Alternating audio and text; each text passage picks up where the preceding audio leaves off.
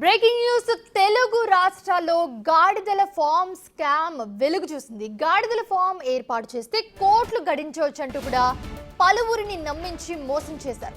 ఒక్కో రైతు దగ్గర నుంచి 20 లక్షల నుంచి 90 లక్షల వరకు కూడా రాబట్టి ఆ తర్వాత బోర్డు తిప్పేశారు. తమిళనాడులో జూలై 23, 2022 ది డాంకీ ప్యాలెస్ ప్రారంభమై తెలుగు రాష్ట్రాలతో పాటు కర్ణాటక వరకు విస్తరించింది ఈ స్కామ్. గాడిద ఫార్మ్స్ తో బాగా ఆదాయం వస్తుందంటూ యూట్యూబ్ లో ప్రచారం చేసేసరికి నమ్మకం కుదిరి మరికొంతమంది భారీగా పెట్టుబడులు పెట్టి మోసపోయారు.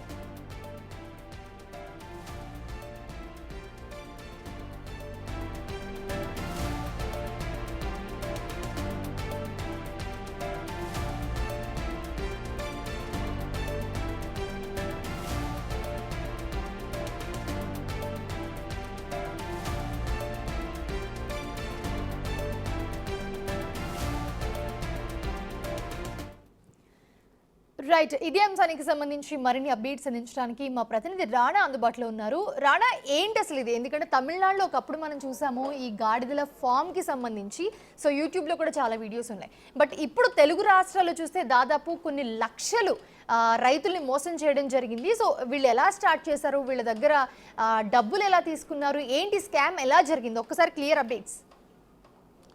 తమిళనాడులో స్టార్ట్ అయినటువంటి ఈ స్కాము కేరళ, తెలంగాణ, ఆంధ్రప్రదేశ్ అన్ని రాష్ట్రాలు కూడా ఇప్పుడు తిరిగేశారు. ఒక్క తెలుగు రాష్ట్రంలో దాదాపు 100 కోట్ల రూపాయల పైగా కూడా ఈ స్కామ్ ఉందంటే మనం అర్థం చేసుకోవచ్చు. ఎందుకంటే మనం రోజు పాలు తాగుతుంటాం, ఆ పాల ధర 1 లీటర్ వచ్చి 100 రూపాయల లోపలే ఉంటుంది. కానీ ఈ డాంకీ మిల్క్ రేట్ ఎంతో తెలుసా? 1600 రూపాయల నుంచి 1800 రూపాయలుగా ఉంటుంది.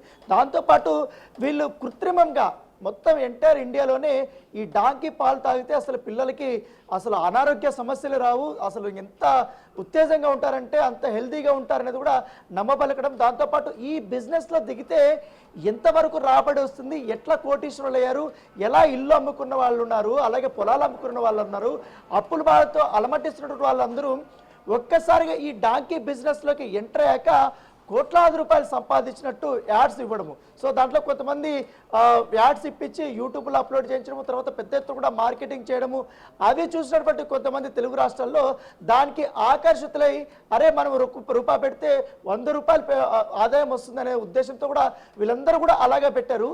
అసలు ఈ డాంకీ బిజినెస్ తెలుగు రాష్ట్రాల్లోకి ఎంటర్ ఎలా అయింది, మన వాళ్ళు ఆ ట్రాప్లోకి ఎలా చిక్కుకుపోయారు అనేది ఇప్పుడు నేను వినిపిస్తాను. ఎందుకంటే ఇప్పుడు ఇక్కడ చూస్తున్నటువంటి వీళ్ళందరూ కూడా ఈ డాంకీ బిజినెస్లో ఎంటర్ అయ్యి కోట్లాది రూపాయలు గడిద్దాం అనుకున్నారు. కానీ వీళ్ళందరూ కూడా అత్యంత సామాన్య ప్రజలు, చాలా మిడిల్ క్లాస్ ఫ్యామిలీకి సంబంధించిన వీళ్ళందరూ కూడా చాలా ఆశతో కూడా వస్తుందనేసి కూడా చాలా వరకు డబ్బులు పెట్టారు. ఏదో చిన్న ఆశామాషకే పెట్టలేదు. ఒక్కొక్కరు 20 లక్షల నుంచి 95 లక్షల వరకు పెట్టారంటే అర్థం చేసుకోవచ్చు. వాళ్ళు మొదట్లో స్మాల్ అమౌంట్తో స్టార్ట్ చేస్తారు, తర్వాత అది పెంచుకుంటూ కొన్ని లక్షల రూపాయలు అంటే ఆశ పెంచుతూ పోతుంటారు. దాంతోపాటు వాళ్ళ రిక్వైర్మెంట్స్ కూడా చాలా ఉంటాయి. అసలు వీళ్ళందరూ ఆ ట్రాప్లో ఎలా పడ్డారో ఒకసారి మనం కనుక్కుందాం. వీళ్ళందరూ కూడా బాధితులు ఉన్నారు. ఒక్కసారి ఆ వెనకాలన్నటువంటి ఆ ఫోటోలంతా కూడా ఎవరు అనుకోద్దండి, ఈ మొత్తం ఈ స్కామ్కి సూత్రధారులు, పాత్రధారులు అందరూ కలుపుకొని వీళ్ళే. ఒకరు వచ్చి బాబు ఉలగనాథం ఒకరు, మరొకరు వచ్చి గిరి అని ఒకరు, మరొకటి సోనిక, మరొకరు బాలాజీ, మరొకరు డాక్టర్ రమేష్ కుమార్ అని. ఇక్కడ మరొక ఆసక్తికరమైన పరిణామం ఏంటంటే దీంట్లో 2 తెలుగు వాళ్ళు, పైగా మన తిరుపతి వాళ్ళు, తర్వాత మరొక ప్రాంతానికి సంబంధించి ఉంటారు.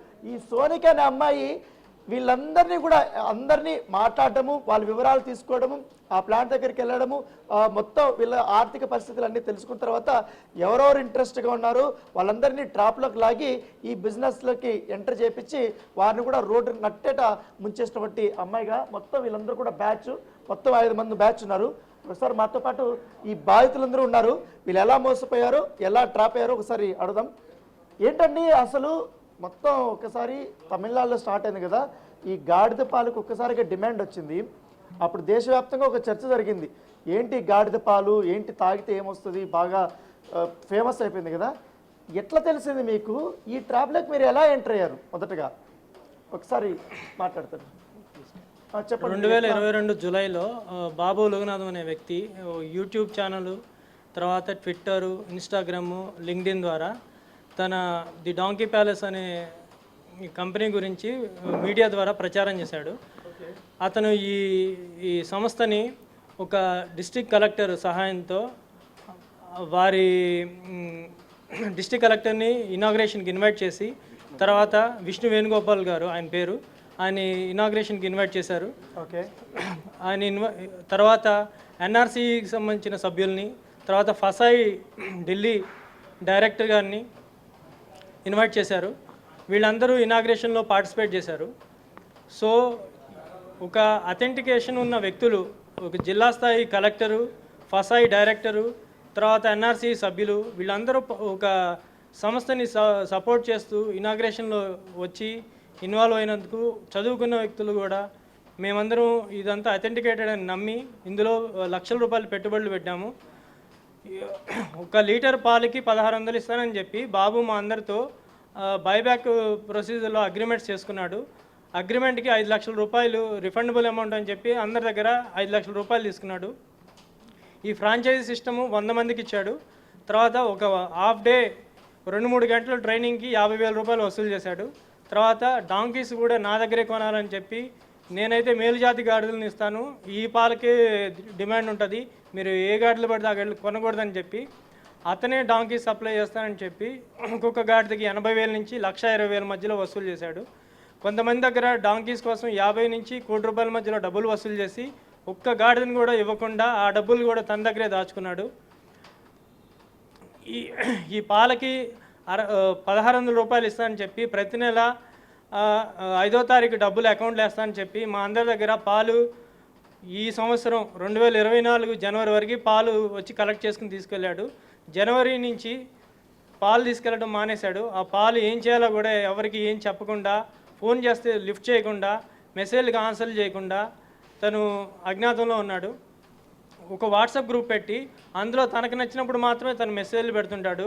ఆ మెసేజ్లు కూడా ఏమని పెడతాడంటే, మీడియాకి వెళ్ళొద్దు, ఎవరికి చెప్పొద్దు, నేను మీకు డబ్బులు రెడీ చేస్తున్నాను అని వారానికి ఒకసారి ఏదో ఒక మెసేజ్ పెట్టి మభ్య పెడుతూ ఇప్పటికి 18 నెలల నుంచి డబ్బులు ఇస్తానని చెప్పి మభ్య పెట్టాడు. అందరికి ప్రతి ఒక్కరికి చెక్స్ ఇచ్చాడు డబ్బులు ఇస్తానని. ఆ చెక్స్ మేము బ్యాంక్లో డిపాజిట్ చేస్తే ప్రతి చెక్ అందరిది బౌన్స్లు అయినాయి. తర్వాత మీడియాకి వెళ్ళిన వాళ్ళకి నేను డబ్బులు ఇవ్వను అని చెప్పి బెదిరించడం, అలాంటి వాళ్ళకి వేరే ఫ్రాంచైజీ వ్యక్తుల ద్వారా నచ్చజెప్పడానికి ప్రయత్నం చేయడం, మళ్ళీ తన ఆల్రెడీ ఈ ఫ్రాంచైజీస్ని అలాట్ చేసుకోవడానికి పెట్టుకున్న కొంతమంది బ్రోకర్స్ని మీడియా మధ్య వ్యక్తులుగా ఉపయోగించి బెదిరించడం, మానసికంగా హింసించడం లాంటివి ఈ గత 18 నెలల నుంచి చేశాడు. ఈ డాంకీస్ని ఇతను పేమెంట్స్ చేయకపోవడం వల్ల వీటిని మెయింటెనెన్స్ చేయలేక మేము దాదాపు 100 ఫ్రాంచైజీలు అందరం రోడ్ల మీదకి వదిలేసాము. కొన్ని వేల గాడిదలను వీళ్ళు మహారాష్ట్ర, గుజరాత్ నుంచి తీసుకొచ్చి ఇలా రోడ్ల మీద గాడిదలు వదిలేయడం ద్వారా ఇతను చేసిన మోసానికి ఆ గాడిదలు ఇప్పుడు ఆహారం లేక చనిపోయే స్థితికి వచ్చేసాయి. ఆల్రెడీ అంతరించిపోతున్న జాతిని అభివృద్ధి చేయాలని చెప్పి ఎన్ఆర్సీ వాళ్ళు మా అందరికీ ట్రైనింగ్స్ ఇచ్చారు, ఆన్లైన్లో ఫ్రీగా ట్రైనింగ్స్. ఇలాంటి అంతరించిపోతున్న జాతిని ఇంకా అంతరించిపోయేలాగా ఇలాంటి వ్యక్తులు వాటిని అస్సలు కనిపించకుండా జాతిని చేసే ప్రయత్నంలో వీళ్ళు నిమగ్నమై ఉన్నారు. ఒక్కసారి ఇప్పుడు మీరు మొత్తం యూట్యూబ్లో చూస్తే మీరు ఇన్వాల్వ్ అయ్యారా, లేకపోతే ఎట్లా తెలిసింది మీకు అక్కడ గాడిద పాలకు సంబంధించిన పెద్ద బిజినెస్ నడుస్తుంది ఆ తమిళనాడులోని? మీకు ఎట్లా ఎంటర్ అయ్యారు మీరంతా కూడా?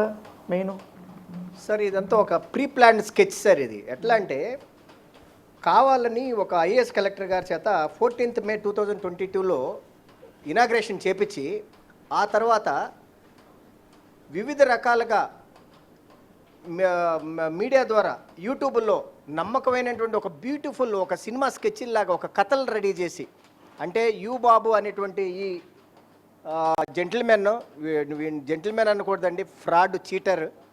ఈ చీటర్ 7th స్టాండర్డు ఫెయిల్ అయ్యాడని, వాళ్ళ నాన్నగారు 8 ఎకరాలు 9 ఎకరాలు అప్పుల పాలయ్యి అమ్ముకున్నాడని, ఈ చీటరు గాడిద పాలని డాంకిల్ని తీసుకొచ్చేసేసి ఒక 8 ఎకరాల్లో వీడు పాలు పెట్టి వీడి పాలని కాస్మెటిక్స్ కంపెనీలకి బెంగళూరులో వీడు అమ్మేసేసి వీడు ఓవర్ నైట్లో వీడు లక్షాధికారి అయిపోయాడని, వాళ్ళ నాన్నగారికి 10 లక్షల రూపాయల అప్పు ఓవర్ నైట్లో తీర్చేశాడని, ఊళ్ళో వీడో పెద్ద రజనీకాంత్ అయిపోయాడని, ఇట్లా వివిధ రకాలుగా మభ్యపెడుతూ యూట్యూబుల్లో అంటే దానికి మీనింగ్ ఏంటంటే సార్, ఇప్పుడు నాలాగా ఇప్పుడు నేను బెంగళూరులో ఉన్నాను, ఒక గౌరవప్రదమైన కంపెనీలో జాబ్ చేస్తున్నాను, ఇంకొకళ్ళు సాఫ్ట్వేర్లో ఉంటారు, ఇంకొకళ్ళు మెడికల్ ఫీల్డ్లో ఉంటారు. వాళ్ళందరూ ఏమనుకుంటారు, అరే మనం ఎంత కష్టపడినా కూడా మనం 2 లక్షలు 3 లక్షలు రావటం లేదు కదా, వీడేంటి డాంకీ పాలు పెట్టేసేసి 10 గాడిదలు పెట్టేసేసి 10 లక్షల రూపాయలు సంపాదించేసాడు అని అట్రాక్ట్ చేయటం ద్వారా రకరకాల వీడియోలు ప్రతి శుక్రవారం డిఫరెంట్ వీడియోలు వదలటం ద్వారా అట్లా మభ్య పెట్టేసేసి దాంట్లో ఈ గిరి సుందర్ అనేటువంటి వాడు వీడిది కాంటాక్ట్ నెంబర్ ఉంటుంది. సరే వీడికి ఒకసారి ఫోన్ చేసామంటే ఇంకంతే, పులిబోన్లో చిక్కుకున్నటువంటి మేక. ఆ రకంగా ట్రాప్లో పెట్టేసేసేసి మమ్మల్ని మభ్య పెట్టేసేసేసి ఈ రకంగా డిఫరెంట్గా మోసగించే ప్రయత్నంలో భాగంగానే యూట్యూబ్లో డిఫరెంట్గా వేసేసి ఇంకేముంది, మనం కూడా ఒక నెలకి 10 లక్షలు సంపాదించచ్చు, నెలకి 20 లక్షలు సంపాదించచ్చు, ఇట్లా ఆశ పెంచేటువంటి తనంగా పెట్టేసేసి మెల్లగా మన తిరుపతి అమ్మాయి సోనికారెడ్డి ఈ పాప ద్వారా ఫోన్లు చేపించేది అందరికీ. ఆ తర్వాత 5.5 లక్షలు డిపాజిట్ కట్టాలనేది, 5.5 లక్షల డిపాజిట్ కట్టడానికి మెంటల్గా మనం ప్రిపేర్ అవుతున్న తరుణంలో మెల్లిగా ఇంకొక బాంబు పేల్చేది, ఈ గాడిదలు మా దగ్గరే కొనాలి, మనం రోడ్డు పక్కన గాడి తీసుకుంటే 15,000 20,000 దొరుకుతుంది, హలారీ డాంకీ నేను తెప్పిస్తాను గుజరాత్ నుంచి 80,000కి వస్తుంది, ₹1,00,000 వస్తుంది, అదైతే లీటర్ ఇస్తుంది, ఇదైతే 200 ml ఇస్తుంది, 300 ml ఇస్తుంది అని చెప్పేసేసి మనం ఏం చేస్తాం, ఒక ₹1,600 లీటర్ అంటే 30 రోజులకి ఎంత సార్, 40,000 వస్తుంది. 2 నెలలు తిరిగి చూసుకుంటే మనకి డాంకీ మిగిలిపోతుంది, మన డబ్బులు ఇన్వెస్ట్మెంట్ అవుతాయి. బేసికల్గా మేమంతా ఏం చేస్తున్నామంటే పాల మీద పెట్టుబడి అనుకున్నాం సార్. ఒక రైతు బిడ్డగా, ఒక రైతులు కుటుంబాల్లో నుంచి వచ్చినటువంటి వాళ్ళగా ఆ టైంలో, కరోనా టైంలో గాడిద పాలకు ఉన్నటువంటి ఇమ్యూనిటీ పవరు చిన్నపిల్లలకి ఇది చాలా ఉపయోగకరంగా ఉంటుందని మీరు చూసే ఉంటారు. మనకి ఇళ్ల కాడకి గాడిదని తీసుకొని వస్తూ ఉంటారు, వచ్చేసేసేసి 10 ml 20 ml చిన్న స్పూన్లో ఒక చిన్న 2 టేబుల్ స్పూన్ 2 టేబుల్ స్పూన్లు ఇచ్చి 150-200 రూపాయలు తీసుకుంటారు. ఇప్పుడు 1 లీటర్ ఎంత అవుతుంది సార్, 1 లీటర్ ఎంత అవుతుంది మీరే చెప్పండి. 5,000